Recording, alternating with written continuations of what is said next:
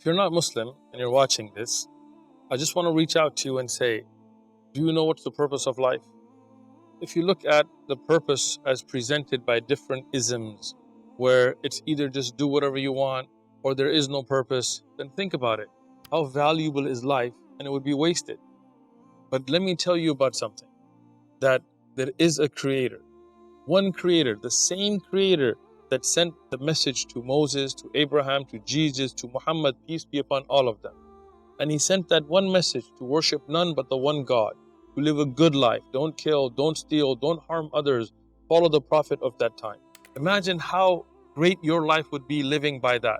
You would be the best version of yourself. And let me prove to you that it's a true message. Think about a man in a desert more than 1400 years ago who could not read or write, who had no training in philosophy or science, who had no access to any of that information, coming and presenting the orbits of the heavenly bodies.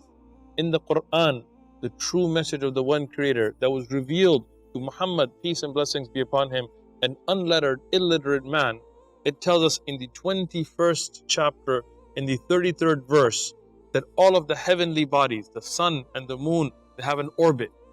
How can a man in the desert, without telescopes, without that knowledge, know that? You cannot observe the orbit of the sun. The orbit is not the sun going across the sky in the day. That is the turning of the earth. The orbit of the sun is the sun's orbiting, which is something that is impossible to observe with the human eye. I want you to get a Quran. Look up this chapter, 21, verse 33, and you will see that there is a fact in there that a man named Muhammad in the desert could not have known. Peace and blessings be upon him. So how did he know it? Well, you could say he guessed at it.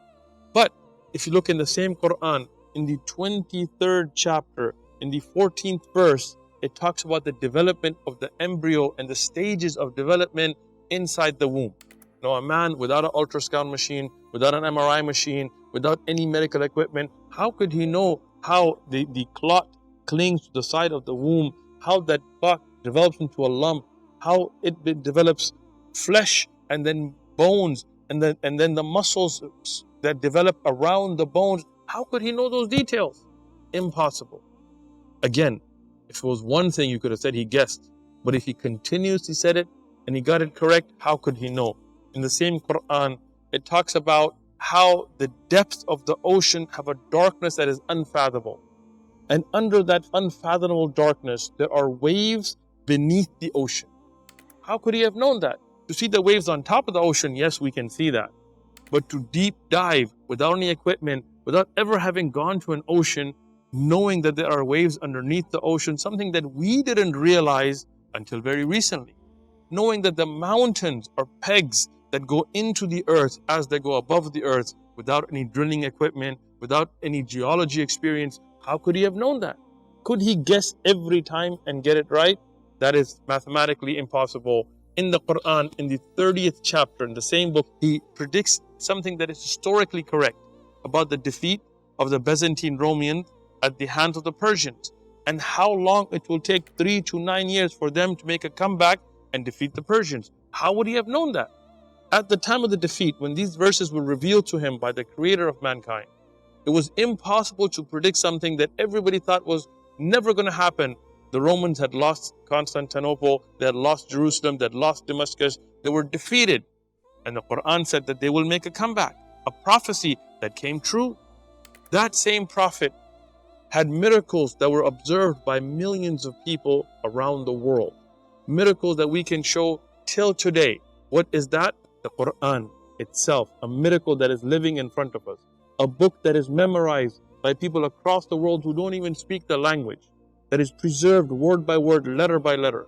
He had physical miracles like the splitting of the moon. Can a man on his own split the moon? No, but the man who has the power of God behind him can. And the Prophet Muhammad, peace and blessings be upon him, did. And we have eyewitness accounts from his followers and also from his enemies, from the people who were Arabs and non-Arabs, from people in Mecca and Medina and other geographical locations that were eyewitnesses to such a thing. More eyewitnesses than most of the history that you believe in from that time. So now you tell me, if these miracles don't prove to you that this is a true message, what will? This right now is a guidance coming to you from the creator of the heavens and earth to follow the true path, the same path of every prophet, the one message that they all brought, which is Islam.